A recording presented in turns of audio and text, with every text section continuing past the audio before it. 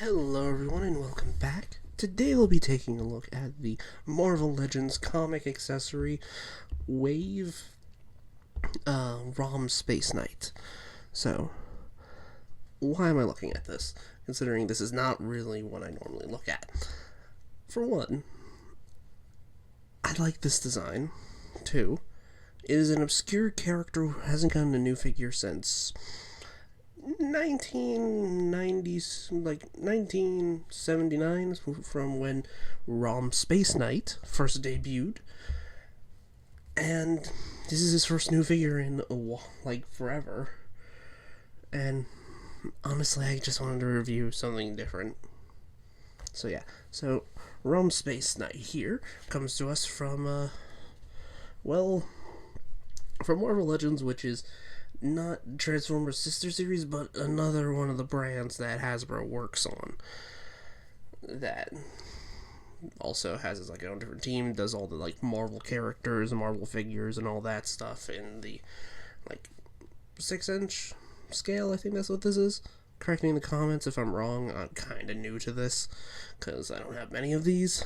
I only have him and a few others.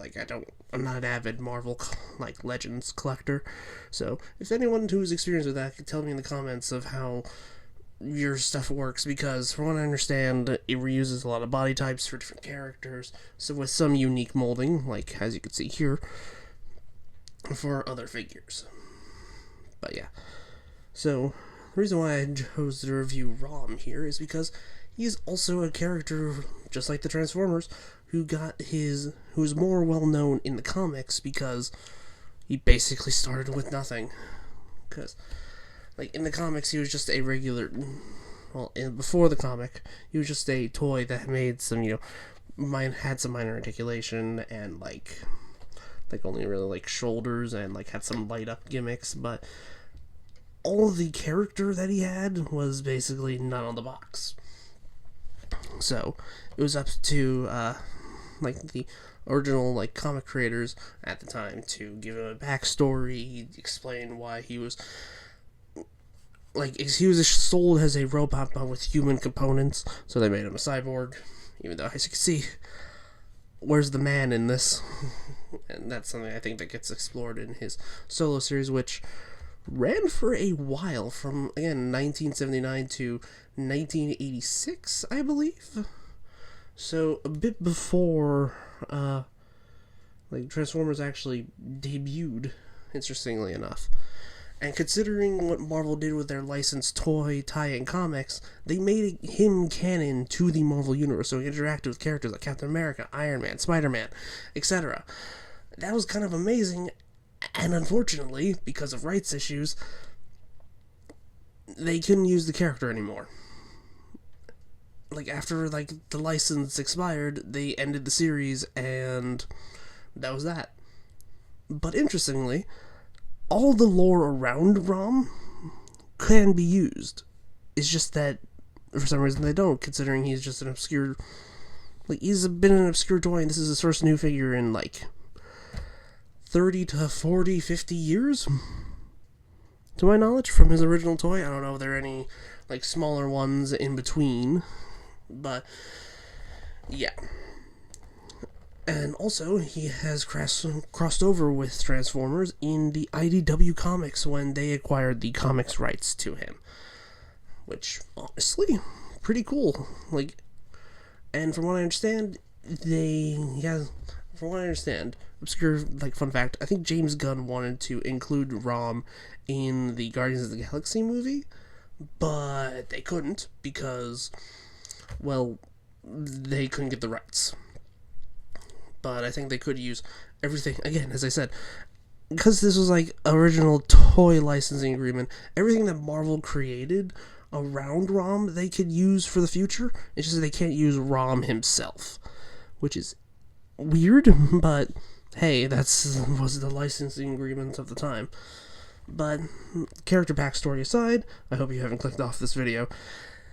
Let's get on to the figure itself. So to start off with, I've had him on stand because I don't know if you would, stand up correctly. So there we have that. Here he is next to the Fallen from Transformers. So, again, obviously not meant to scale. He is more meant to be more so human-sized. So, obviously this isn't supposed to work, but just as a comparison. And also, here is one of the other action figures that I have. This being the G.I. Joe Bat, I think from the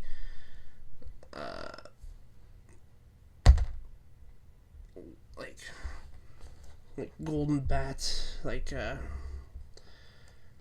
Iron Grenadier's Bat, I think, correcting the comments, I don't remember. But yeah. So this is the other line that Hasbro makes, which is G.I. Joe Classified. Let me know if you guys want a review on this guy, because I have both him and the standard Bat, so I would like to do a review on them. So let's get these guys out of the way.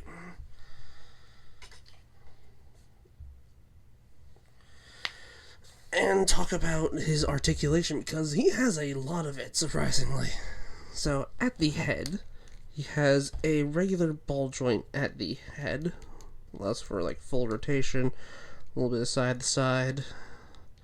And at the neck, you can see mostly back here, he has a hinge here, which allows him to look up that far and down that far.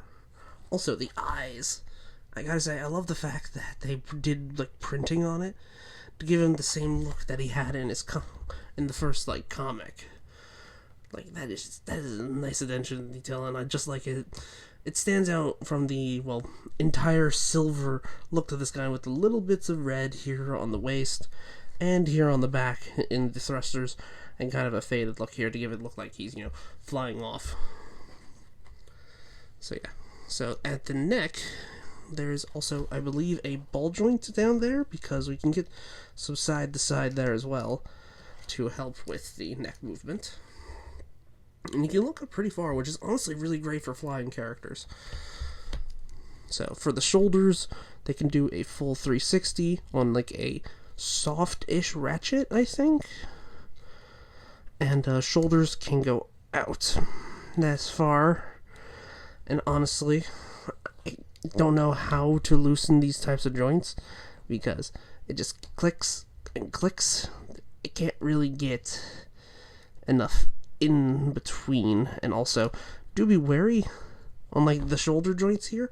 I've had some spots start to chip, and the gray plastic this is molded in, as you can see right there where the tip of my thumb is, it is cast in silver plastic, but I don't want to lose this nice silver painted finish. So, any recommendations on how to fix that would be amazing. I'm, again, new to this, so, yeah. So, we got a full bicep rotation, pinless elbows, which apparently is a thing, from what I understand, that people tend to not like if there are pins there. It's just something that I've seen in other reviews. Elbows can bend that far. Elbow rotation. Or bicep rotation, not elbow. Sorry guys, I am blanking on a lot of things that should be basic terminology right now. Wrist rotation. These hands are on a hinge here, and then for the the chest area, you get a rotation here at the top part due to it being on a ball joint. Nothing down here because this is where the hinge is. And combining the ball joint and the hinge together, you can get a very far ab crunch, which is honestly really cool. And then you can get some bit of an arching back, not much, but you can get a good amount. It's just that you might make the back look like it's doing like a Z motion, which is weird. But then again, the backpack here is made out of a flexible material, so there we go. Yeah, but I wouldn't recommend leaving it like this. I've seen rubber parts warp in the past on other figures, and well, that sucks. But like nothing a hairdryer can't fix, I guess. Legs can go forward that far. Can't really go back at all because for some reason there's a butt here, considering even though he's a cyborg. Legs can go out that far. Thigh rotation here, covered up by the leg design up here, I guess. So there's not an obvious cut there, I guess. Knees are double jointed. Ankles can move back that far and can move forward that far, and a really good ankle pivot. And you can technically get a full 360 out of this thing, but that, would break his ankle. So honestly, articulation on this guy is really good. It just kind of sucks because I don't know if you could see it that well, but I've had to fix the paint because it literally flaked off after I, posed it a bit. So I would be careful about that. So, yeah. So, it is not just the figure that you get when you get this guy. He does come with some accessories. So, first, it comes with his, neutralizer, I think that's what this is called. A scanner. And a pair of hands to hold said items. And a blast effect that can go over each item. But, considering this is the comic accessory wave, he comes with a little comic that is accurately printed of his first ever issue. And, you could even read all the text, Fabulous First Issue, Arrival, Rom Spaceknight, Marvel Comics Group. That is honestly cool. So, the way, replace the hands is just literally to take them off. And just put the new ones in. And, as you can see right there, that's what I meant about it flaking. I have no idea where that came from. So it could be either some mold flash or it could come from somewhere else. So let's get that hand on here. So it's just like a regular holding hand. From what I understand, he could really only hold these accessories that he comes with. I don't have anything else to test it against, really. So, just classic little 80s, devices. Just, look how blocky that is. That is so nostalgic. So, let's get these off the side. So, again, as I said, you could use the blast effect on either weapon, though I do believe is meant to go on this one more often than not. This is the one that he has on the, packaging.